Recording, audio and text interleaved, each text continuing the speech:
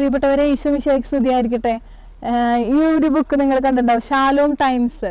നമ്മുടെ എന്താ പറയുക, വേൾഡിൽ മുഴുവൻ നിറഞ്ഞു നിൽക്കുന്ന ഷാലോം ടിവിയുടെ ഒരു പ്രസിദ്ധീകരണമാണ് ഷാലോം ടൈംസ്. അപ്പോൾ ഈ ബുക്ക് വായിക്കുമ്പോഴൊക്കെ ഒരു ആൻമരിയ ക്രിസ്റ്റീന എന്ന് പറഞ്ഞിട്ട് നിങ്ങൾ കണ്ടിട്ടുണ്ടാവും. ആൻമരിയ ക്രിസ്റ്റീന നമ്മുടെ തൃശ്ശൂർക്കാരിയാണ്. അപ്പം ഞാൻ ഇതിലൊരു ആർട്ടിക്കിൾ, എൻ്റെ ഒരു ആർട്ടിക്കിൾ ഇതിൽ എഴുതിയിട്ടുണ്ടായിരുന്നു. അതിനുശേഷം ഞാൻ ഷാലോമിൽ എൻ്റെ ഒരു ആർത്രൈറ്റിസിൻ്റെ ഒരു അനുഭവം, ആർത്രൈറ്റിസ് പേഷ്യൻ്റ് ആയിരുന്നു ഞാൻ. ഈശോ ഇങ്ങനെ സൗഖ്യം തന്നുകൊണ്ട് ഇങ്ങനെയൊക്കെ നിങ്ങളുടെ മുമ്പിൽ വരുന്നത്. അപ്പോൾ ഇതുപോലെ സഹനങ്ങളുടെ ഒരു എന്താ പറയുക, ഈശോയുടെ സഹനങ്ങളിൽ അത്ര കൊതിയോടുകൂടി സഹിക്കുന്ന ഒരു ആൻമരിയ എന്നെ ഒരു ദിവസം ഫോണിൽ വിളിക്കുകയാണ്. ദുബായിൽ നേഴ്സായിട്ട് വർക്ക് ചെയ്യാണ്. അങ്ങനെയാണ് ഞങ്ങൾ പരിചയപ്പെടുന്നത് കേട്ടോ. ഇന്ന് ഞാനിവിടെ നിൽക്കുമ്പോൾ ഒത്തിരി സന്തോഷത്തോടു കൂടി ആൻമരിയയുടെ വീട്ടിൽ വന്നിരിക്കുകയാണ്. എന്താ പറയുക, ഷാലോമിൽ ഇത്രമാത്രം ഈശോ സ്നേഹിച്ച അനുഭവങ്ങൾ എഴുതുന്ന ആൻമരിയോട് സംസാരിക്കാനൊക്കെ ആയിട്ട് ഒത്തിരി സ്നേഹത്തോടു കൂടി ഇവിടെ വന്നിരിക്കുകയാണ്. നമുക്ക് കേൾക്കാം ഈശോ എന്താണ് സഹനങ്ങളിലൂടെ അത്രമാത്രം സ്നേഹവും അനുഗ്രഹവും ഈ കുടുംബത്തിന് കൊടുത്തത് നമുക്ക് കാണാൻ പറ്റും. ആൻമരിയെ ഇൻ്റർവ്യൂ ചെയ്യുന്നത് നമ്മുടെ ഹേമലത മിസ്സാണ്. മിസ്സിൻ്റെ വീഡിയോ ഞാൻ ഇതിൽ ചെയ്തിട്ടുണ്ട്. ആൻമരിയയുടെ ടീച്ചറാണ് ഹേമലത മിസ്സ്. എന്തുകൊണ്ടും ഈ ഒരു ഇൻ്റർവ്യൂക്ക് ആപ്റ്റായൊരു വ്യക്തി ഹേമലത മിസ്സാണ്. അപ്പോൾ മിസ്സും അവരുടെ കുടുംബമായിട്ടുള്ള ഒരു ഇൻ്റർവ്യൂ നമുക്ക് കാണാം. ഈശോ മിശിഹായ്ക്ക് സ്തുതിയായിരിക്കട്ടെ. ഞാൻ ഇന്ന് ആയിരിക്കുന്നത് 7C എന്ന് പറയുന്ന കൊച്ചു സംഘത്തിലെ 93 മുതൽ 2003 വരെ ഞാൻ പഠിപ്പിച്ച 7C എന്ന് പറയുന്ന കണ്ടശ്ശാങ്കടവ് കോൺവെൻറ്റിലെ സ്കൂളിൻ്റെ വളരെ പ്രിയപ്പെട്ട സ്റ്റുഡൻ്റ് ആയിരുന്ന ആൻമരിയ എന്ന് പറയുന്ന ഒരു സഹനപുത്രിയുടെ അമ്മ പ്രിൻസി ടീച്ചറുടെ അടുത്താണ് ആയിരിക്കുക. ടീച്ചർ ഒരു 70ൻ്റെ നിറവിലെത്തി നിൽക്കുകയാണ്.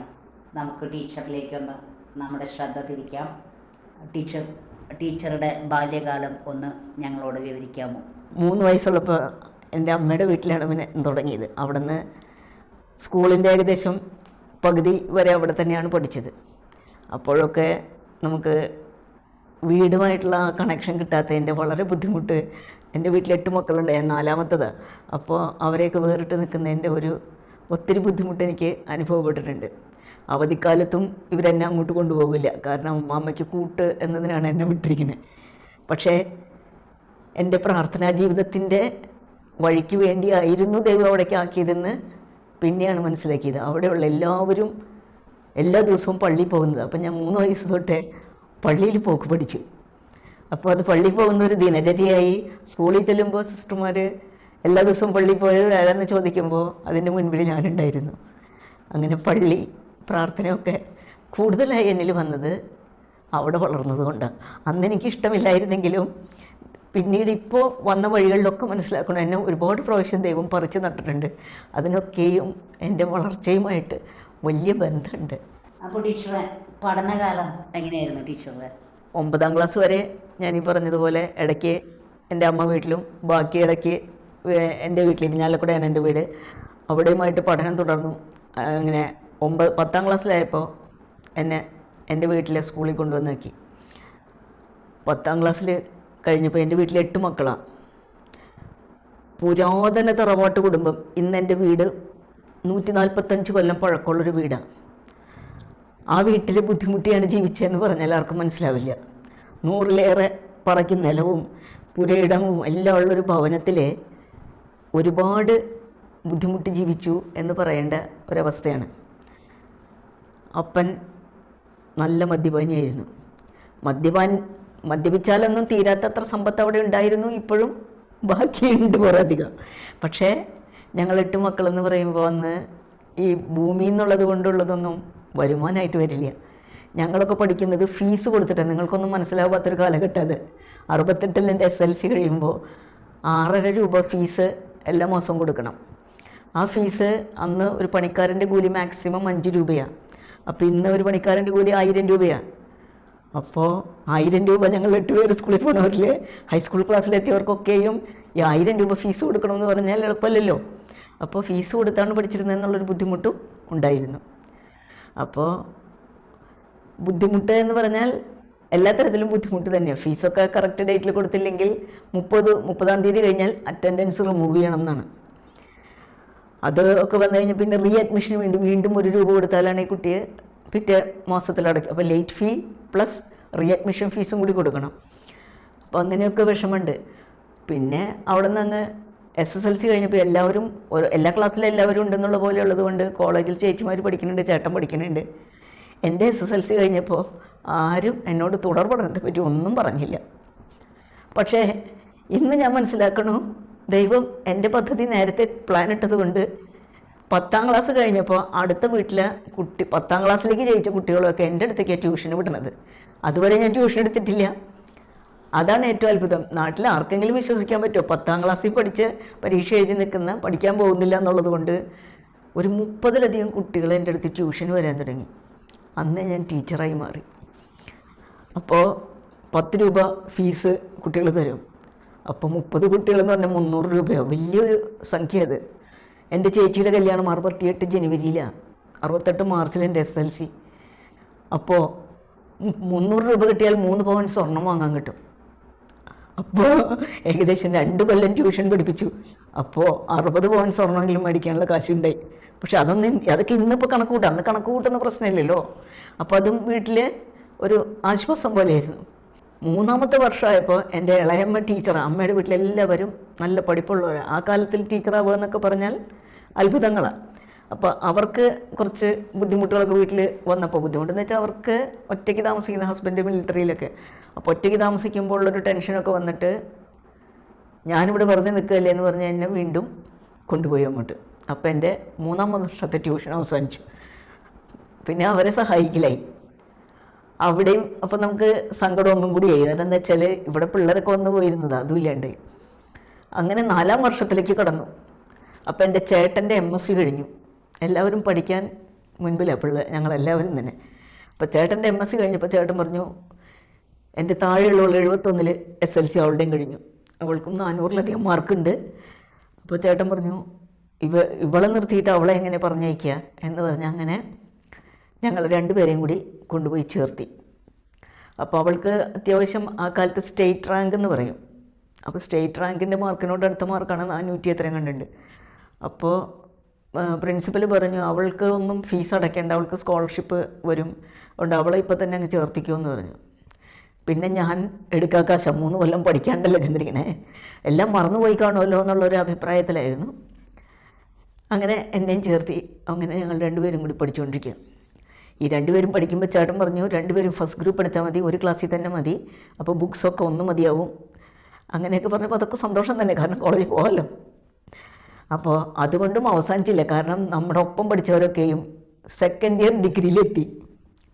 അപ്പോൾ അവർക്ക് ഒരു പുതുമ, ചേച്ചി അനിയത്തി ഒരു ക്ലാസ്സിലാണല്ലോ, ഞങ്ങളുടെ കൂടെ പഠിച്ചതാണ് ഈ കുട്ടി എന്ന് പറഞ്ഞ് നമ്മളെ ഒരു കൗതുക വസ്തു പോലെ കാണാൻ വരും. അതെനിക്ക് വലിയ വിഷമമായിരുന്നു.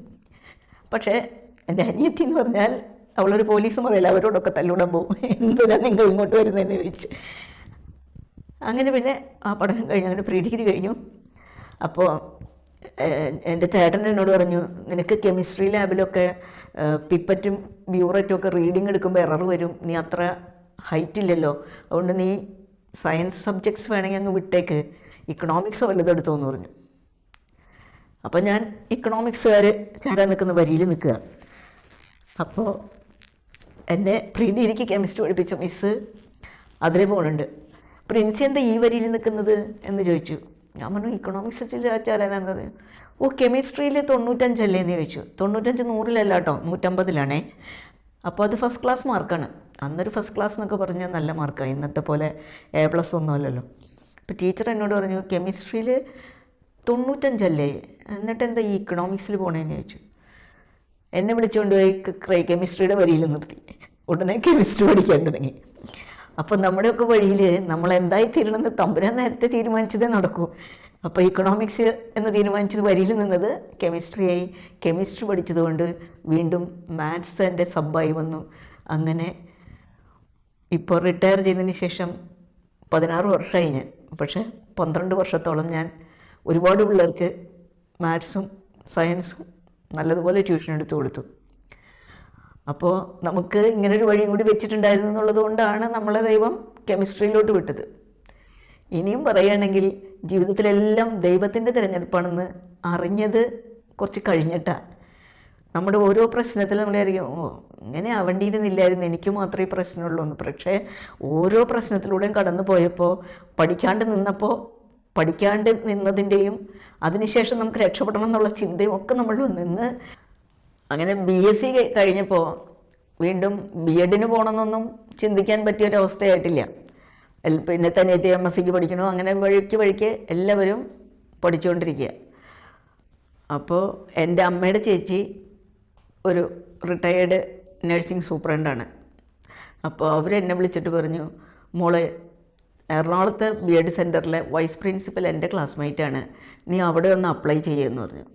അപ്പോൾ അതുവരെ B.Edനെ കുറിച്ച് ചിന്തിച്ചിട്ടില്ല. ഒരു വർഷം ഞാൻ വീണ്ടും ഒരു ഇംഗ്ലീഷ് മീഡിയം സ്കൂളിൽ വർക്ക് ചെയ്തു. അങ്ങനെ ഇരിക്കുമ്പോഴാണ് വല്യമ്മ വന്നിട്ട് പറയണത്, നീ ഇങ്ങനെ നിൽക്കല്ലേ, ഒന്ന് ആപ്ലിക്കേഷൻ കൊടുക്കുമെന്ന്. അങ്ങനെ അവിടെ കൊടുത്തു, അവിടെ അഡ്മിഷൻ കിട്ടി. അങ്ങനെ B.Ed സെൻറ്ററിൽ 2 പേർക്കാണ് ഫസ്റ്റ് ക്ലാസ് കിട്ടുന്നത്. അത് ഫസ്റ്റ് ക്ലാസ് ഇന്നത്തെ പോലെ എല്ലാവർക്കും ഫസ്റ്റ് ക്ലാസ് കിട്ടില്ല, വെരി റെയറാണ്. അപ്പോൾ അങ്ങനെ മാർക്ക് സ്കോർ ചെയ്തവരെ കമ്മീഷൻ്റെ മുമ്പിൽ ക്ലാസ് എടുക്കണം. അങ്ങനെ കമ്മീഷൻ്റെ മുമ്പിലും ക്ലാസ് എടുത്തു. അങ്ങനെ അവിടെ 1ാം തരത്തിൽ തന്നെ നമ്മൾ കടന്നു പോന്നു. വീണ്ടും കോൺവെൻറ്റുകളിൽ നമ്മൾ കുറച്ച് സമയം ജോലിയിലേക്ക് കയറി. അപ്പോൾ ലീവ് വേക്കൻസികളിലൊക്കെ വർക്ക് ചെയ്തുകൊണ്ടിരിക്കെ ദൈവം അവിടെ കോൺവെൻറ്റിലല്ല നമുക്ക് സ്ഥാനമെന്ന് നേരത്തെ തീരുമാനിച്ചതുകൊണ്ട് അവിചാരിതമായിട്ട് അവിടുത്തെ ടീച്ചേഴ്സ് പുറത്തു പോയി വന്നപ്പോൾ കുറച്ച് ഫ്രൂട്ട്സ് മേടിച്ചുകൊണ്ടെന്ന് വേസ്റ്റ് പേപ്പറിലാണ് നമ്മുടെ PSCയുടെ കോള് ഉള്ളത് കിടക്കുന്നത്. അന്ന് ഇന്നത്തെ പോലെ വരില്ല, നിങ്ങൾ ഗസറ്റ് വിജ്ഞാപനം നോക്കുക എന്ന വാർത്ത മാത്രമേ പത്രത്തിലുള്ളൂ. അടുത്ത ശനിയാഴ്ച നൊവേനയ്ക്ക് പോകണമെന്ന് പറഞ്ഞാണ് ആൾക്കാർ പുറത്ത് പോണത്. അങ്ങനെ ഗസറ്റ് വിജ്ഞാപനം നോക്കി, അതിലും നമ്മളങ്ങനെ PSC പരീക്ഷ എഴുതാൻ ഇടവന്നു. അതിൽ 3rd റാങ്കായിട്ട് എനിക്ക് സെലക്ഷൻ വന്നു. ടീച്ചറുടെ അധ്യാപന ജീവിതത്തിൽ ഈശോയുടെ ഇടപെടൽ എങ്ങനെയാണെന്ന് ഒന്ന് വിശദീകരിക്കാമോ? എൻ്റെ ജോലി കിട്ടിയത് പോലും ഈശോയുടെ ഇടപെടലാണ്. ഞാൻ B.Ed കഴിഞ്ഞ് ക്ലാരിസ്റ്റ് കോൺഗ്രിഗേഷനിൽ Thrissur saint Clare's, Mammiyur LF അങ്ങനെ അവരുടെ ബ്രാഞ്ചുകളിലൊക്കെ ലീവ് വേക്കൻസികളിൽ വർക്ക് ചെയ്തുകൊണ്ടിരിക്കെ PSCയുടെ അപേക്ഷ അയച്ചു. PSC കിട്ടി. ഇരിഞ്ഞാലക്കുടയ്ക്ക് ബസ്സിൽ കയറി പോകുമ്പോൾ വീട്ടിൽ നിന്ന് ഒരു 10 കിലോമീറ്റർ അപ്പുറം GHS തളിക്കുളം എന്ന് കണ്ടു. വിവരദോഷിയായ ഞാൻ ഉടനെ മനസ്സിലാക്കി GHS എന്ന് വെച്ചാൽ ഗേൾസ് ഹൈസ്കൂൾ എന്നാണെന്ന്. എല്ലാ ഗവൺമെൻറ് സ്കൂളിന്മേയും GHS എന്ന് കാണാം. പക്ഷേ ഞാൻ ഇരിഞ്ഞാലക്കുടയിൽ GHS എന്ന് പറഞ്ഞാൽ ഗേൾസ് സ്കൂളും BHS എന്ന് പറഞ്ഞാൽ ബോയ്സ് സ്കൂളും കണ്ടു വളർന്ന കാരണം G for ഗേൾസ് എന്നുള്ള തെറ്റായ ധാരണ കൊണ്ട് ഞാൻ മനസ്സിലവിടെ ഇരുന്ന് പറഞ്ഞു, നിങ്ങൾ പഠിച്ച സ്കൂളിലൊന്നും പോകണില്ല, ഇത് ഗേൾസ് സ്കൂൾ, അതിൽ പോവാന്ന്. കുറച്ച് നേരം കഴിഞ്ഞ് നേരം വെളുത്തപ്പോൾ എനിക്ക് അപ്പോയിൻമെൻ്റ് ഓർഡർ എൻ്റെ കയ്യിൽ വന്നിട്ടില്ല. അവിടുത്തെ HMന് കിട്ടിയിട്ട് HM കണ്ടസാങ്കടവിൽ എൻ്റെ അഡ്രസ്സ് അന്വേഷിച്ച് വന്നിരിക്കുക, വേറെ ആൾക്കാരെ വിട്ടിട്ട്. ഞാൻ GHS തളിക്കുളന്ന് തെറ്റിദ്ധരിച്ചിട്ട് പോലും ദൈവം എനിക്ക് അവിടെ പോസ്റ്റിംഗ് വെച്ചിട്ടുണ്ട്. പക്ഷെ അവിടെ ചെന്നപ്പോഴല്ലേ L വരെ ഡിവിഷൻ ഉണ്ട്. ബോയ്സ് എന്ന് പറഞ്ഞാൽ എൻ്റെ ഹസ്ബൻഡിന് ആകെ 27 വയസ്സുള്ളൂ. ഏതാണ്ട് അതിൻ്റെ തൊട്ട് താഴെ പ്രായമുള്ള മീശയും താടിയും വെച്ച കുറേ ആൾക്കാരെ കണ്ട വഴിക്ക് എൻ്റെ മുട്ടൊക്കെ കൂട്ടിയിടിച്ച് വ്യസനിച്ചു. ഞാൻ ഗേൾസ് സ്കൂളിൽ നിന്ന് പ്രതീക്ഷിച്ച ചെന്നത്. പക്ഷെ ദൈവത്തിന് എന്നെ കൊണ്ട് അവിടെ ആവശ്യമുണ്ടായിരുന്നു. ദൈവം ഒരിക്കലും നേരിട്ട് പോവില്ലല്ലോ. ഒരു അച്ഛൻ്റെ ധ്യാനത്തിൽ അച്ഛൻ പറയുന്നുണ്ടായിരുന്നു, കൊള്ളാവുന്ന ഒരെണ്ണം ബൈബിളിൽ കണ്ടിട്ടില്ല എന്ന്. ചുങ്കക്കാരും പാപികളും വേശ്യകളുമായിട്ടുള്ള കുറേ ആൾക്കാരെ ദൈവം വിളിച്ചുകൊണ്ട് പോയെന്ന്. അപ്പം എന്നെ വിളിച്ചതിലും കാര്യമുണ്ടെന്ന് മനസ്സിലായി. കാരണം ഞാൻ ആളിൽ വളരെ ചെറുതാണ്. പക്ഷേ ദൈവത്തിന് എന്നെ കൊണ്ടുപോയിട്ട് അവിടെ കുറേ കാര്യം ചെയ്യാനുണ്ടായിരുന്നു. 27 വർഷം ഞാൻ പഠിപ്പിച്ചു. അത് കഴിഞ്ഞപ്പോൾ എനിക്ക് പ്രൊമോഷൻ വന്നു. HM പോസ്റ്റിൽ ഇടുക്കി ജില്ലയിൽ പണിക്കൻകുടി എന്ന് പറയുന്ന സ്ഥലത്താണ്. അപ്പോൾ അവിടേക്ക് പോകാൻ തുടങ്ങിയപ്പോൾ എൻ്റെ ഒപ്പം 3-4 പേർക്ക് ഞങ്ങൾ സീനിയേഴ്സിനൊക്കെ പ്രൊമോഷൻ വന്നിട്ടുണ്ട്. എല്ലാവർക്കും കുറച്ചും കൂടി മെച്ചപ്പെട്ട സ്ഥലങ്ങളാണ്. ടീച്ചേഴ്സൊക്കെ എന്നെ വളഞ്ഞിട്ട് പറഞ്ഞു, പ്രിൻസി ആരെങ്കിലും പിടിച്ച് MLAനെ പോയി കണ്ടു. അപ്പോൾ ഞാൻ മുൻപ് പഠിപ്പിച്ചിട്ടുള്ള ഒരുത്തൻ MLA ഉണ്ട്. അവനെയൊക്കെ കണ്ടു കഴിഞ്ഞാൽ ടീച്ചർക്ക് അടുത്ത എവിടേക്കെങ്കിലും വരാമെന്ന്. ഉടനെ ഞാൻ പറഞ്ഞു, ദൈവമാണ് എനിക്ക് പ്രൊമോഷൻ തന്നതെങ്കിൽ ആ സ്കൂളിൻ്റെ പ്രശ്നങ്ങളെ എനിക്ക് കൈകാര്യം ചെയ്യാൻ പറ്റും. ഞാൻ സ്ഥലം മാറ്റം മേടിച്ചാൽ സ്ഥലത്തിൻ്റെ പ്രശ്നം എനിക്ക് മാറ്റാൻ പറ്റുള്ളൂ. എൻ്റെ പ്രശ്നം മാറ്റണമെങ്കിൽ തമ്പുരാൻ എൻ്റെ കൂടെ ഉണ്ടാവില്ല. ഞാൻ അങ്ങനെ പറഞ്ഞപ്പോൾ അവർക്കൊക്കെ തമാശ. അവർ പറഞ്ഞു, ഭൂചലനുണ്ട്, കാലാവസ്ഥ ടീച്ചർക്ക് പറ്റില്ല എന്നൊക്കെ എനിക്ക് കുറേ ഉപദേശങ്ങൾ തന്നെങ്കിലും എനിക്ക് മനസ്സിലായി എന്നെ പ്രൊമോട്ട് ചെയ്തത് ദൈവമാണെങ്കിൽ ഞാൻ ആരുടെ അടിയും കാലും പിടിച്ചിട്ടല്ല പ്രൊമോഷൻ. എന്നെ കൊണ്ടെത്തിച്ചിട്ടുണ്ടെങ്കിൽ എനിക്ക് കൈകാര്യം ചെയ്യാവുന്ന പ്രശ്നങ്ങളെ അവിടെ ഉള്ളൂ എന്ന് ഞാൻ തീരുമാനിച്ചു. അങ്ങനെ അവിടെ ചെന്നിട്ട് വേണ്ടതിലധികം പ്രശ്നമുണ്ട്. എന്നാലും ആ പ്രശ്നങ്ങളെയൊക്കെയും മനോഹരമായിട്ട് കൈകാര്യം ചെയ്യാനായിട്ട് ദൈവം അറിവും കഴിവും തന്നു. നമുക്കൊരു പ്രശ്നം വരുമ്പോൾ എന്ത് പറയണമെന്ന് പോലും നമുക്ക് പലപ്പോഴും അറിയില്ല. അങ്ങനെ ഇടുക്കിയിൽ വിജയകരമായി തന്നെ ഒരു വർഷം പൂർത്തിയാക്കി ജനറൽ ട്രാൻസ്ഫറിൽ ഞാൻ പഴയ തളിക്കുളം സ്കൂളിലേക്ക് തന്നെ വീണ്ടും വന്നു. അവിടെയും ഞാൻ ഓപ്ഷൻ തളിക്കുളം എന്നുള്ളത് 3 ചോയ്സ് ഉണ്ട് നമുക്ക്.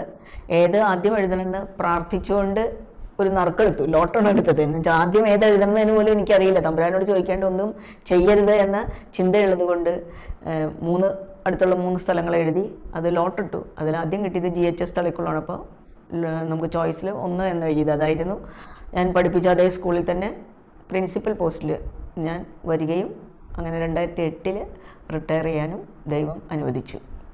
അടുത്തതായി ഞാൻ പരിചയപ്പെടുത്തുന്നത് നമ്മുടെ ദേവസ്യേട്ടൻ. ആൾ നമ്മുടെ ആൻമരിയയുടെ പിതാവാണ്. ദേവസ്യേട്ട, ജനനത്തെക്കുറിച്ചും സ്കൂൾ ജീവിതത്തെക്കുറിച്ചും ഒക്കെ ഒന്ന് ഞങ്ങളോടൊന്ന് പറയാമോ? 5/1/1953 ജനിച്ചു. കണ്ടച്ചാണ ഹൈസ്കൂളിൽ പഠിച്ചു 4ാം ക്ലാസ് വരെ. അത് കഴിഞ്ഞ് കണ്ടച്ചാണ ഹൈസ്കൂളിൽ 10ാം ക്ലാസ് വരെ പഠിച്ചു.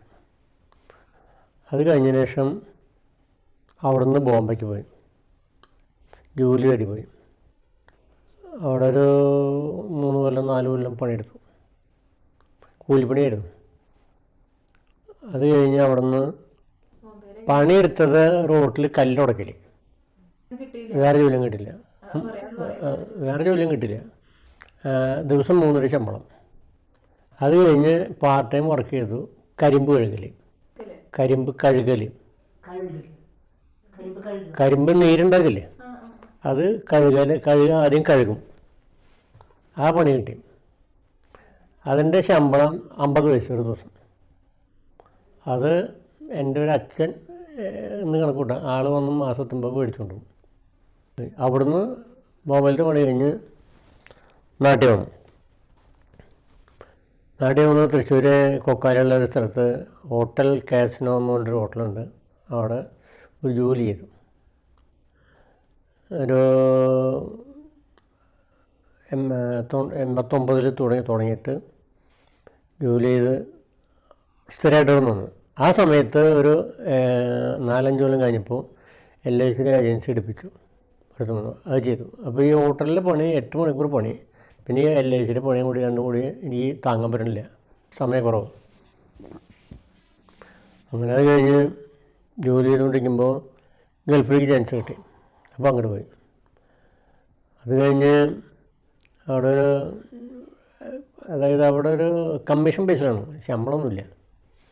അപ്പോൾ എൻ്റെ ഒരു ഓണർ ലെബനിയാണ്. അപ്പോൾ ഞാൻ നന്നായി ഇംഗ്ലീഷ് സംസാരിക്കും. അപ്പോൾ അതുകൊണ്ട് പുറത്തുള്ള മറ്റുള്ള കാര്യക്കാരൊക്കെ പോയിട്ട് പോളിസി ചേർത്തുള്ള എൻ്റെ പണി. ദുബായിലാണെങ്കിലും അവിടെ എല്ലാം മറ്റുള്ള എല്ലാ ഗൾഫ് രാജ്യങ്ങളിലും ഞാൻ പോകാറുണ്ട്, ചേർത്താറുണ്ട്. ഇതിനിടയ്ക്ക് ദേവസ്യേട്ട വിവാഹ ജീവിതത്തിലേക്കൊക്കെ എങ്ങനെയാണ് കടന്നത്, അതൊന്ന് പറയുമോ ഞങ്ങളോട്? 3 പ്രാവശ്യം പെണ്ണുങ്ങളും പോയി, ഒരേ വീട്ടിൽ തന്നെ. അത് തരില്ല പറഞ്ഞു. കാരണം അതിൽ വിദ്യാഭ്യാസം കുറവ്. കാരണം ഞാൻ 10ാം ക്ലാസ് വരെ പഠിച്ചിട്ടുള്ളൂ, ഭാര്യ ഡിഗ്രി പഠിച്ചിട്ടുള്ളതാണ്. അപ്പോൾ അവർക്ക് താല്പര്യമില്ല. പിന്നെ അവസാനം അളിയനും ഭാര്യ ഞങ്ങളെല്ലാം കൂടെ പറഞ്ഞ് കൊടുക്കത് എന്ന് പറഞ്ഞ് തന്നു. അങ്ങനെ കല്യാണം കഴിച്ചു കൊണ്ടു. ഞങ്ങൾക്ക് 3 മക്കളാണ്. മൂത്തത് ആൺകുട്ടിയാണ്. അവൻ്റെ ജനനത്തെക്കുറിച്ച് പറയുകയാണെങ്കിൽ അവൻ 7th മന്തിലാണ് ജനിച്ചത്. വളരെ കോംപ്ലിക്കേറ്റഡ് ആയിരുന്നു.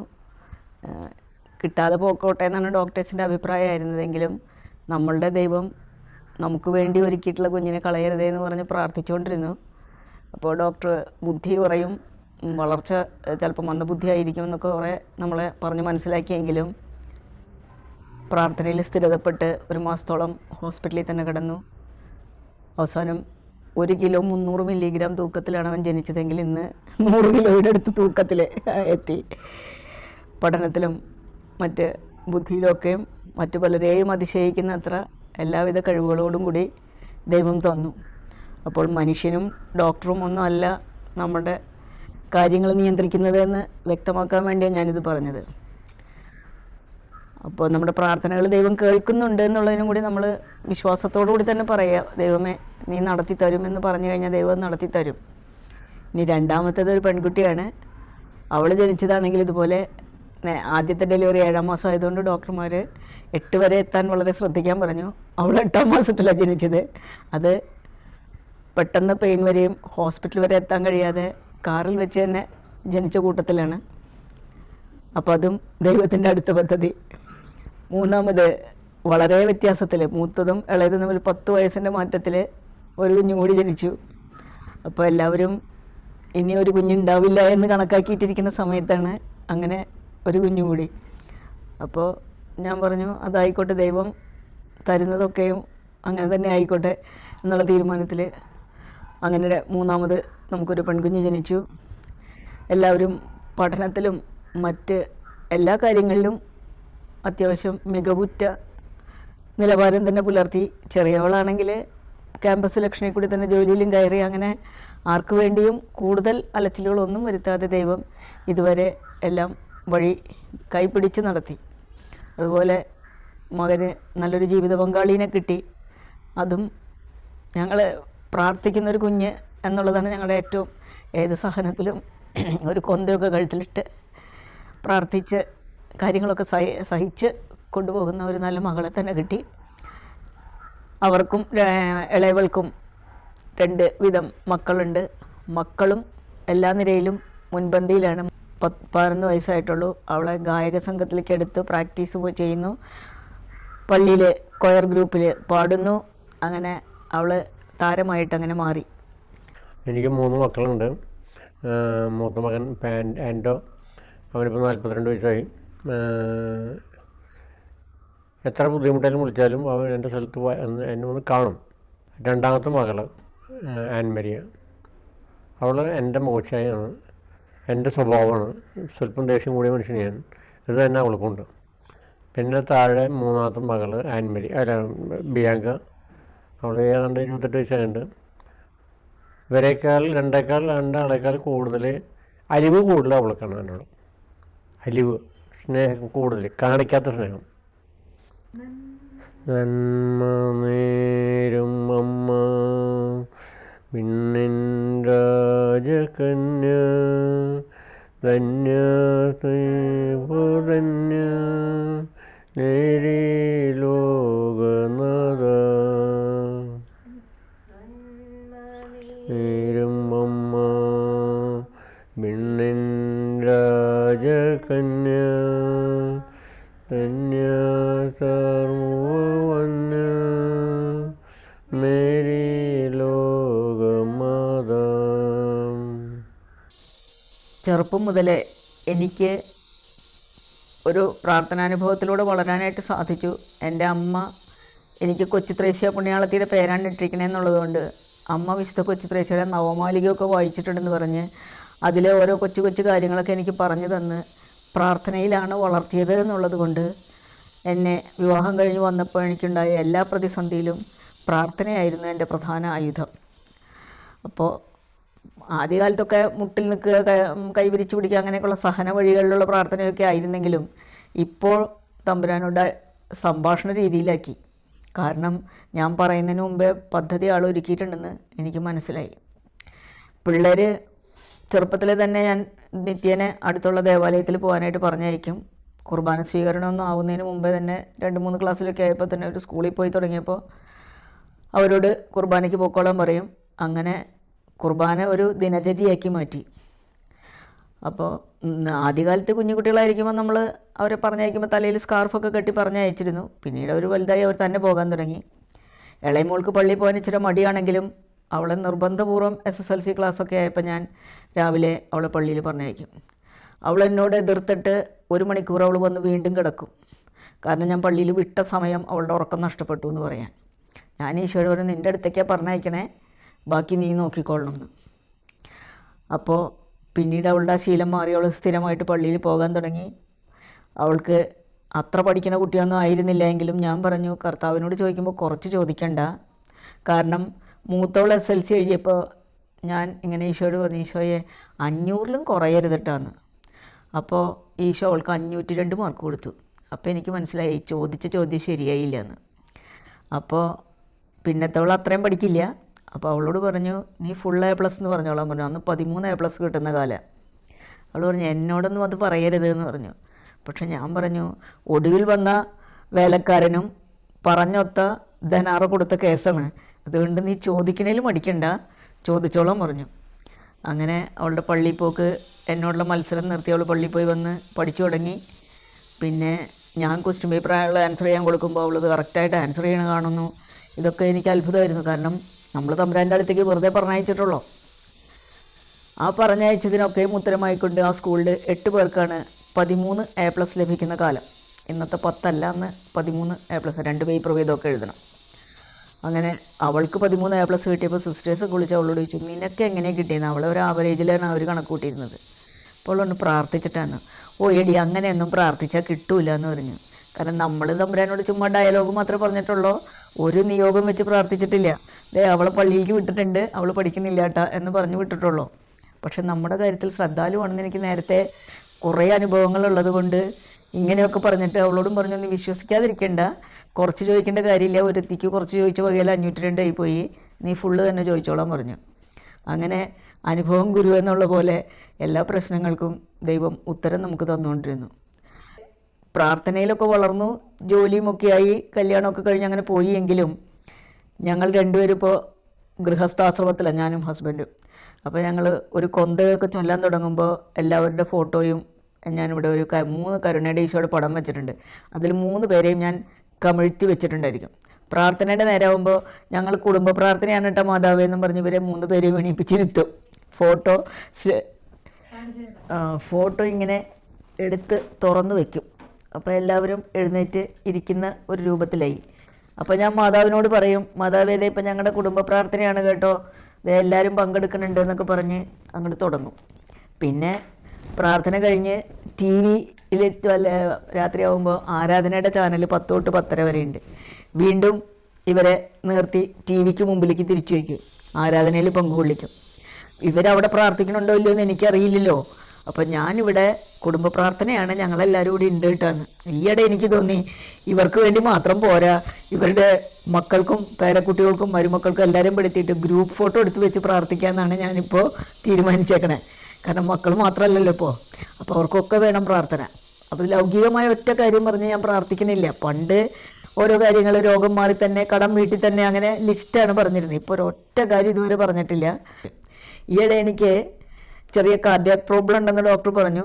വാൽവ് അടയാനെടുക്കുന്ന ഇൻ്റർവൽ ടൈം അത്ര കറക്റ്റ് അല്ല എന്ന് പറഞ്ഞപ്പോൾ ഞാൻ ഈശോയുടെ തിരുഹൃദയത്തിൽ നിന്ന് ഒഴുകി ഇറങ്ങിയ തിരു രക്തമേ തിരുജലമേ ലൊങ്കീനോസിന് കാഴ്ച കൊടുത്തു നീ അവസാന നേരത്ത്. ഇപ്പം എൻ്റെ നീ തന്ന ഹൃദയം കേടായി എന്ന് പറയണേ, അതിൻ്റെ പണി എന്താണെന്ന് വെച്ചാൽ നീ തന്നെ നോക്കണം എന്നിങ്ങനെ തമാശ രൂപത്തിൽ പറഞ്ഞ് ബൈബിൾ എടുത്ത് വെച്ച് കിടക്കും. ബൈബിള് മുൻപ് എനിക്ക് ബ്ലാഡറും കിഡ്നിയൊക്കെ കുറച്ച് കംപ്ലൈൻ്റ് ആയിട്ട് യൂറിൻ ക്ലോട്ടഡ് ബ്ലഡ് പീസസ് ആയിട്ട് പോയിരുന്നത്. അപ്പോൾ പ്രശസ്ത ഹോസ്പിറ്റലുകളിലൊക്കെ പോയിട്ട് ചികിത്സിച്ചു. Aster, lake shore, Rajagiri, Thrissur ജില്ലയിലെ എല്ലാ ഹോസ്പിറ്റലും. തൃശ്ശൂർ കഴിഞ്ഞിട്ടാണ് ഞങ്ങൾ അങ്ങോട്ട് പോയത്. 2 വർഷക്കാലം കിടന്നും വന്നും പോയും ഒക്കെ ചികിത്സിച്ചു. അവസാനം ഒരു ബ്ലാഡർ നീക്കം ചെയ്യാന്നുള്ള തീരുമാനമായപ്പോൾ ഞാൻ പറഞ്ഞു, മോള് ലീവിന് വന്നിട്ട് ചെയ്യാമെന്ന് പറഞ്ഞ് പോന്നു. ബൈബിൾ മാത്രം വയറ്റത്ത് വെച്ച് കിടന്നു തുടങ്ങി.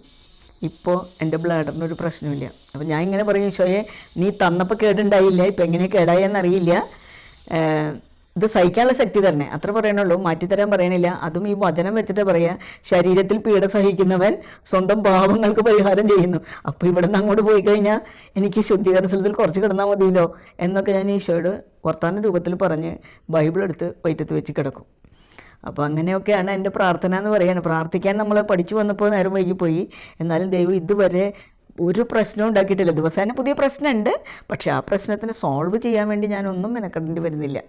അപ്പം അങ്ങനെ പ്രാർത്ഥനയിൽ എല്ലാവരും ദൈവത്തിൽ ആശ്രയിച്ചാൽ മതി. വേറെ പ്രത്യേകിച്ച് 101 പ്രാവശ്യം ചൊല്ലാനോ ഒന്നും പോകണ്ടെന്നാണ് എനിക്ക് തോന്നുന്നത്. ദൈവം ഇടപെടും. എൻ്റെ വിവാഹം കഴിഞ്ഞിട്ട് ഈ ഏപ്രിലേക്ക് 45 വർഷവും. വിവാഹം എൻ്റെ 26ാമത്തെ വയസ്സിലാണ്, ഹസ്ബൻഡിന് 27 വയസ്സാണ് ആ സമയത്തെ പ്രായം. അദ്ദേഹത്തെ 2-3 പ്രാവശ്യം ഈ പ്രപ്പോസൽ വീട്ടിൽ അന്വേഷിച്ച് വന്നിട്ടും ഞങ്ങളുടെ വീട്ടിൽ നിന്നും പ്രത്യേകിച്ച് എൻ്റെ ഭാഗത്തു നിന്നും ഒരുപാട് പ്രാവശ്യം വേണ്ടാന്ന് പറഞ്ഞൊരു കാര്യമാണ്. അത് ഞാൻ എടുത്തു പറയുന്നത് എന്താണെന്ന് വെച്ചാൽ, നമ്മൾ ആഗ്രഹിക്കുന്നതല്ല ദൈവത്തിൻ്റെ പദ്ധതി.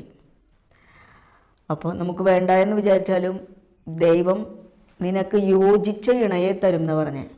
ഞാൻ ആദ്യമൊക്കെ വിചാരിച്ചിരുന്നത് യോജിച്ചതെന്ന് വെച്ചാൽ രണ്ടുപേർക്കൊക്കെ ഒരേപോലത്തെ സ്വഭാവം, എല്ലാ കാര്യങ്ങളിലും ഒരേ അവസ്ഥ, ജോലി, പഠനമൊക്കെ ശരിക്കും ഒരേപോലത്തെ എന്നാണ് വിചാരിച്ചത്. ഇതിനെല്ലാം വിരുദ്ധമാണ് എന്നുള്ളത് എൻ്റെ ജീവിതം കൊണ്ട് ഞാൻ മനസ്സിലാക്കി.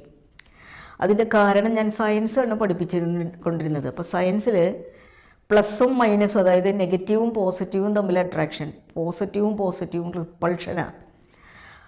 അത് മനസ്സിലാക്കിയപ്പോൾ ഞാൻ മനസ്സിലാക്കി ദൈവം വിരുദ്ധമായ സ്വഭാവമുള്ളവർ തമ്മിൽ യോജിപ്പിക്കണേ, എന്നാലേ യോജിക്കുള്ളൂ. ദൈവം അതാണ് പറഞ്ഞത്, യോജിപ്പിക്കുമെന്ന്. ഓരോ ദിവസവും പുതിയ പ്രശ്നങ്ങളായിരുന്നു. വീട്ടിലുള്ളവരെ കൊണ്ടും ഹസ്ബൻഡിനെ കൊണ്ടും ഒക്കെ എത്ര പ്രശ്നങ്ങൾ ഉണ്ടാക്കിയെന്ന് ചോദിച്ചാൽ അറിയാൻ പാടില്ലാത്ത പ്രശ്നങ്ങളാണ്. അപ്പോൾ പ്രാർത്ഥനയിലേക്ക് കുറേശ്ശെ വേരുണ്ടായിരുന്നത് കൊണ്ട് സഹനങ്ങളെയൊക്കെയും തമ്പുരാൻ്റെ കയ്യിൽ കൊടുത്തു. പിന്നെ ഞാൻ ഈ കാര്യങ്ങളൊക്കെ മനസ്സിലാക്കി. പിന്നെ അതിൽ കൂടുതലായിട്ട് ഞാൻ പരമാവധി ശ്രമിച്ചുകൊണ്ടിരുന്നത്, നമ്മളുടെ ഒക്കെയും ശ്രദ്ധയിൽപ്പെടാതെ പോകുന്ന ഒരു വചനമുണ്ട്. നമ്മൾ തിരുക്കുടുംബം പോലെ ആവണമെന്നൊക്കെ പറഞ്ഞ് പ്രാർത്ഥിക്കും. ഈ തിരുക്കുടുംബത്തിൻ്റെ പ്രത്യേകത എന്താണെന്ന് വെച്ചാൽ വിശുദ്ധ യൗസേപ്പും മാതാവുമായിട്ട് വളരെ വ്യത്യസ്തമായ എല്ലാ കാര്യത്തിലും വ്യത്യസ്തതയുണ്ട്.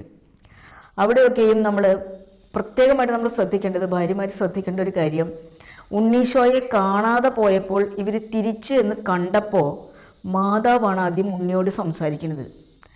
മാതാവ് പറയുന്ന വാക്ക് ഇങ്ങനെയാണ്, നിന്റെ പിതാവും ഞാനും എത്ര വിഷമിച്ചുവെന്നോന്നാണ്. അവിടെ അവൻ്റെ പിതാവല്ല എന്നറിഞ്ഞിട്ട് പോലും പിതാവിന് ഒന്നാം സ്ഥാനം കൊടുത്തിട്ട്, സാധാരണ അമ്മമാർ പറയുക എൻ്റെ മോനെ അമ്മ എത്ര വ്യസനിച്ചു എന്ന് അമ്മയുടെ ദുഃഖത്തിനാണ് പ്രാധാന്യം കൊടുക്കുക, അമ്മയുടെ സ്നേഹത്തിനാണ് പ്രാധാന്യം കൊടുക്കുക. എന്നാൽ മാതാവ് പുത്രൻ ഈ പിതാവുമായിട്ട് ഒരു ബന്ധമില്ല എന്ന് അറിഞ്ഞിട്ടും പുത്രനോട് പറഞ്ഞത് നിൻ്റെ പിതാവും ഞാനും എന്നാണ്. അപ്പോൾ വചനം ബൈബിൾ എടുത്ത് എല്ലാവരും ഇങ്ങനെയല്ലേന്നൊന്ന് നോക്കുക. ഇതൊക്കെ മനസ്സിലാക്കിയേക്കണ കാര്യം കൊണ്ട് ഞാൻ പരമാവധി ദേഷ്യം വന്നാലും ഇവിടെ വന്ന് മാതാവിനോട് പറയും, നീ ചെയ്ത പോലെ ചെയ്യാൻ ശക്തി തരണേന്ന്. ദിവസവും പ്രശ്നമാണ്. പക്ഷേ ആ പ്രശ്നത്തിൽ തോൽക്കാൻ മനസ്സ് ദൈവം എനിക്ക് തന്നതുകൊണ്ട് പ്രശ്നങ്ങളൊക്കെ സോൾവായി പോയിക്കൊണ്ടിരുന്നു. പിന്നെ മദ്യമെന്ന് പറഞ്ഞാൽ മദ്യപിച്ച് കഴിഞ്ഞ് വഴിയിലൊക്കെ വീഴുക, ആക്സിഡൻറ്റ്, വണ്ടി ഓടിച്ച് വണ്ടിമേന്ന് വീഴുക, ഇതൊക്കെ ഒരു ദിനചര്യയായിരുന്നു. അപ്പോൾ ഒരു വലിയ ആക്സിഡൻറ്റ് പറ്റിയിട്ട്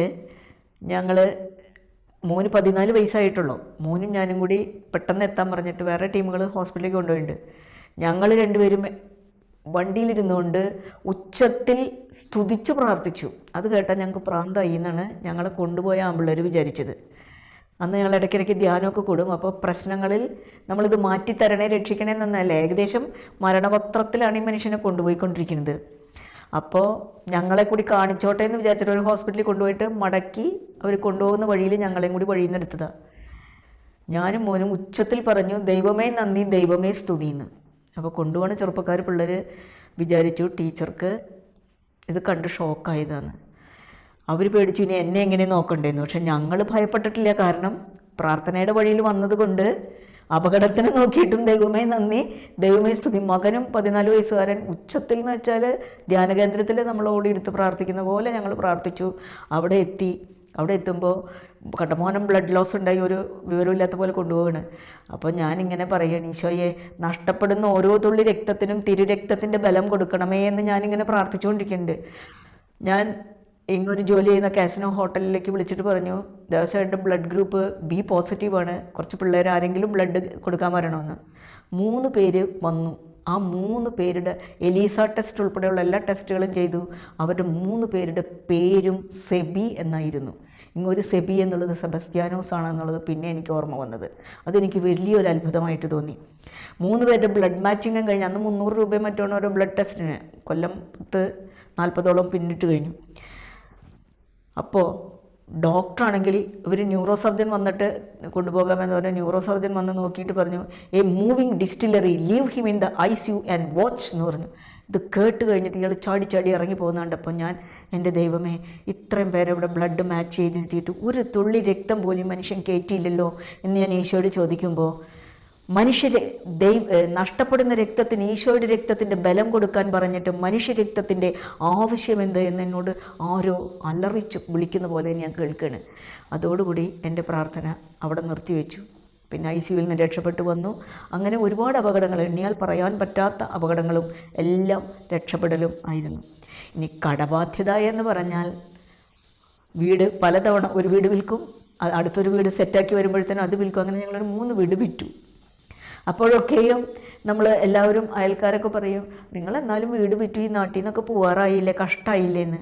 പക്ഷേ പറിച്ചു നടുന്നതാണെന്നുള്ളത് നേരത്തെ മനസ്സിലായതുകൊണ്ട് ഈ പറിച്ചു നടലിനും എന്തെങ്കിലും ഉദ്ദേശമുണ്ട് എന്ന് മാത്രം വിചാരിച്ച് ദൈവത്തിന് നന്ദി പറഞ്ഞു. അവസാനത്തെ വീട് വിൽക്കുമ്പോൾ ഞാൻ റിട്ടയർമെൻറ്റും കഴിഞ്ഞു. അപ്പോൾ ഞാൻ ഈശോയോട് പറഞ്ഞു, പള്ളിക്ക് അടുത്തൊരു വീട് വേണോട്ടെന്ന്. കാരണം ഇനി നടന്നു പോകാൻ എനിക്ക് വയ്യാണ്ടാവും, അപ്പോൾ പള്ളി പോകണം, അത്രയും പറഞ്ഞുള്ളൂ. പക്ഷേ ദൈവം ഒരു പള്ളി, പുറനാട്ടുകര പള്ളിയുടെ അവിടുത്തെ 1ാമത്തെ യൂണിറ്റിലെ 1ാമത്തെ വീടായിട്ടൊരു വീട് വയ്ക്കാനാണ് ദൈവം അനുവദിച്ചത്. ഇനി അതിലും അത്ഭുതകരമായിട്ടുള്ള ഒന്ന് നമുക്കൊക്കെ അറിയാൻ പാടില്ലാത്തൊരു കാര്യമാണ്. നിനക്ക് മുൻപേ ഞാൻ പോയി മലകൾ നിരപ്പാക്കുകയും പിച്ചളവാതിലുകൾ തകർക്കുകയും ഇരുമ്പോടാമ്പലുകൾ ഒടിക്കുകയും ചെയ്യും. നിന്നെ പേര് ചൊല്ലി വിളിക്കുന്ന ഇസ്രായേലിൻ്റെ ദൈവമായ കർത്താവ് ഞാനാണെന്ന് നീ അറിയേണ്ടതിന് അന്ധകാരത്തിൽ മറഞ്ഞിരിക്കുന്ന നിധികളും രഹസ്യ ധനശേഖരവും നിനക്ക് ഞാൻ നൽകും എന്ന് പറഞ്ഞ വചനം ഇതിനു മുന്നേ നടന്നു കഴിഞ്ഞു എന്ന് ഞാൻ പറയുകയാണ്. എൻ്റെ 2ാമത്തെ മോളും മരിയനെ നോക്കാൻ, ഞാൻ ജോലിക്ക് പോകും, നോക്കാൻ ഒരാളില്ലാഞ്ഞിട്ട് അവൾക്കിപ്പം 39 വയസ്സായി. അപ്പോൾ ഇവിടെ വീട് വെച്ചിട്ട് 16 കൊല്ലമായിട്ടുള്ളൂ. അപ്പോൾ അനേക വർഷങ്ങൾക്ക് മുൻപേ തന്നെ ദൈവം ഈ വഴിയിൽ നിന്ന്, ഇവിടെ നിന്നാണ് ഒരു സെർവൻറ്റിനെ എനിക്ക് കൊണ്ടുപോകാൻ തന്നത്. അനേക പ്രാവശ്യം പള്ളിയുടെ മുമ്പിൽ കൂടി പോയി. ഓണം ക്രിസ്മസ് ഒക്കെ ആകുമ്പോൾ അവളെ കൊണ്ടുവന്നാക്കും, തിരിച്ചു കൊണ്ടുവരാൻ വേണ്ടി വരും. അങ്ങനെ ഏകദേശം 1 വർഷക്കാലം ഞാൻ ഈ വഴിയെ നടന്നു പോയിട്ടുണ്ട്. ഞങ്ങളുടെ ഈ വീട്ടിലേക്ക് തിരിയുന്ന വഴിയുടെ ഫ്രണ്ടിലുള്ള വഴി കൂടി പള്ളിയുടെ മുമ്പിൽ കൂടി നടന്നു പോയിട്ടുണ്ട്. നിനക്ക് മുൻപേ ഞങ്ങളെ കൊണ്ട് പോയിട്ടുണ്ട് ഇവിടെ. പിന്നെ എൻ്റെ അപ്പൻ്റെ അമ്മ വീടും ഇവിടെ അടുത്താണ്. അപ്പം നമുക്ക് 100 വർഷങ്ങൾക്ക് മുന്നേ തന്നെ ഇവിടെ നമ്മളെ തിരഞ്ഞെടുത്തിട്ടുണ്ട്. അപ്പം നമ്മുടെ അയൽക്കാർക്കൊക്കെ വിഷമം നമ്മൾക്ക് നാട് നഷ്ടപ്പെട്ടു എന്നാണ്. ദൈവം തിരഞ്ഞിട്ടാണ് തന്നെ നമ്മളെ, ജോലിയായാലും പഠനമായാലും എല്ലാതും. അപ്പോൾ നിങ്ങൾ പ്രാർത്ഥനയിലും ദൈവത്തിലും മാത്രം ആശ്രയിച്ചാൽ മതി, കുറേ ചോദിക്കൊന്നും വേണ്ട. അതുകൊണ്ട് ദൈവത്തിൽ ആശ്രയിച്ചാൽ മാത്രം മതി. ദൈവം നമുക്ക് മുന്നേ പോയി ചെയ്യുന്നുണ്ടൊക്കെ. 100 കൂട്ടം കാര്യങ്ങൾ എനിക്ക് മുന്നേ പോയിട്ടുണ്ട്. ഞാൻ മരിയെ പരിചയപ്പെടുന്നത് എൻ്റെ ക്ലാസ്സിലൊരു നല്ല സുന്ദരി കുട്ടി, നന്നായി പാട്ട് പാടുന്ന, ഡാൻസ് കളിക്കുന്ന, എല്ലാ ആക്ടിവിറ്റീസിലും വളരെ സന്തോഷത്തോടെ പങ്കെടുക്കുന്ന ഒരു കുട്ടി എന്ന നിലയിലാണ്. അന്ന് ഞാൻ അറിഞ്ഞില്ല ഒരു ചെറിയ വിത്ത് അന്നിടാനായിട്ട് തമ്പുരാൻ്റെ കൈകളിൽ എന്നെ ഒരു ഉപകരണമാക്കി മാറ്റുകയായിരുന്നു. അന്ന് ഞങ്ങളുടെ സ്കൂളിൽ ഒരു കൊച്ചു പ്രയർ ഗ്രൂപ്പ് ഉണ്ടായിരുന്നു എല്ലാ വെള്ളിയാഴ്ചകളിലും. ഞാനും വിശ്വാസത്തിലൊക്കെ വന്ന് ആദ്യമായിട്ട് കുട്ടികളെയൊക്കെ പഠിപ്പിച്ച് ക്ലാസ് ടീച്ചറൊക്കെ ആയി തുടങ്ങിയിട്ടുള്ള സമയമായിരുന്നു. അതുകൊണ്ട് ആദ്യത്തെ ബാച്ചിലെ പിള്ളേർ ക്ലാസ്സിനൊരു പേരിട്ടു. ക്ലാസ്സിൽ വന്ന 1 വർഷം പഠിച്ചു കഴിഞ്ഞപ്പോൾ അവർ പറഞ്ഞു, സ്നേഹവും സമാധാനവും സന്തോഷവും സൗഹൃദവും സംതൃപ്തിയും ഉള്ള സ്ഥലമാണ് സ്വർഗമെങ്കിൽ നമ്മുടെ ക്ലാസ് ഒരു സ്വർഗമാണ് ടീച്ചറെ. അപ്പോൾ നമുക്കിതിനൊരു സ്വർഗം എന്ന് പേരിട്ടുകൂടെ? ഞാൻ പറഞ്ഞു, അത് വേണ്ട, ഒറിജിനൽ സ്വർഗം ഉള്ളതുകൊണ്ട് നമുക്ക് കൊച്ചു സ്വർഗം എന്ന് പേരിടാമെന്ന്. അങ്ങനെ കൊച്ചു സ്വർഗത്തിൽ 10 വർഷം ഞാൻ കുഞ്ഞു മാലാഖമാർക്ക് ഒരു ചെറിയ ഫോർമേഷൻ കൊടുക്കാനായിട്ട് തമ്പുരാൻ്റെ കരങ്ങളിൽ എന്നെ ഒരു ഉപകരണമാക്കി മാറ്റി. അന്ന് ഞാൻ അറിഞ്ഞില്ല, ഇന്ന് ഇത്ര പേരറിയുന്ന, ഇത്ര പേർക്ക് ഈശോയുടെ നിരുപാധികമായ സ്നേഹം, ഒരു അളവുകളൊന്നുമില്ലാതെ. ഞാൻ ഏറ്റവും നന്നായിട്ട് ഓർക്കുന്നത് LKGയിൽ പഠിക്കുന്ന ഒരു കുട്ടിയാണ് എന്നോട് പറഞ്ഞത്, ഗോഡ്സ് ലവ് ഇസ് അൺകൺട്രോളബിൾ എന്ന്. ഈ അൺകൺട്രോളബിൾ സ്നേഹം ഇന്ന് ലോകം തിരിച്ചറിയുന്നില്ല. ഈ അൺകൺട്രോളബിൾ സ്നേഹത്തിലേക്ക് വന്നാൽ നമുക്ക് പിന്നെ പാപം ചെയ്യാൻ പറ്റില്ല, മറ്റുള്ളവരെ ദുഷിച്ച് പറയാൻ പറ്റില്ല, മോശമാക്കി കാണാൻ പറ്റില്ല. ഇതിലേക്കൊക്കെ എൻ്റെ കുട്ടികളെ വളർത്തിയെടുത്തത് എൻ്റെ കഴിവോ അറിവോ ഒന്നുമല്ല, കർത്താവ് തന്ന ആ എരിയുന്ന സ്നേഹത്തിൻ്റെ ഒരു ചെറിയ തീപ്പൊരി എൻ്റെ ഉള്ളിലുണ്ടെന്ന് ഞാൻ ഇന്നും വിശ്വസിക്കുന്നു. ഞാൻ മാമോദിസ മുങ്ങി ഈശോയെ അറിഞ്ഞ് 40 കൊല്ലം കഴിഞ്ഞു. പക്ഷെ ഇന്നും എന്തെങ്കിലും നന്മ എന്നിലുണ്ടെങ്കിൽ അത് മുഴുവൻ ഈശോയുടെ തിരുശരീരവും തിരുരക്തവും ഒക്കെ ഉൾക്കൊള്ളുന്നതിലൂടെയും കൂദാശകൾ ഉൾക്കൊള്ളുന്നതിലൂടെയും എനിക്ക് കിട്ടിയ അനുഭവം കുഞ്ഞുമക്കൾക്ക് പങ്കുകൊടുക്കാൻ പറ്റി. ഇപ്പോൾ കഴിഞ്ഞ കുറച്ച് വർഷങ്ങളായിട്ട് ഞാനും ആത്മീയ പുത്രിയായിട്ട് തന്നെ ഞാൻ എൻ്റെ ആൻമരിയെ കാണുന്നു. ആളും എന്നെ എല്ലാവർക്കും പറഞ്ഞു കൊടുക്കുക എൻ്റെ സ്പിരിച്വൽ മദർ എന്നാണ്.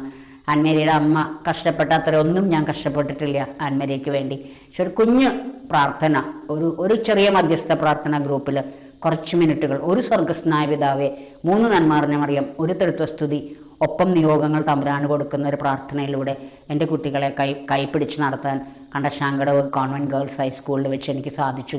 അതിലൂടെ തമ്പുരാൻ എനിക്ക് പല ഫ്രൂട്ട്സും തന്നിട്ടുണ്ട്. അതിലൊരു മികച്ച ഫ്രൂട്ടാണ് എൻ്റെ ആൻമരിയ എന്ന് പറഞ്ഞ് നിർത്തുന്നു. ആൻമരിയയ്ക്ക് എല്ലാ വക പ്രാർത്ഥനകളും സ്നേഹവും എല്ലാ വക ആശീർവാദങ്ങളും തമ്പുരാനിൽ നിന്ന് ഉണ്ടാകട്ടെ എന്ന് ആത്മാർത്ഥമായിട്ട് ആശംസിക്കുന്നു. God bless you and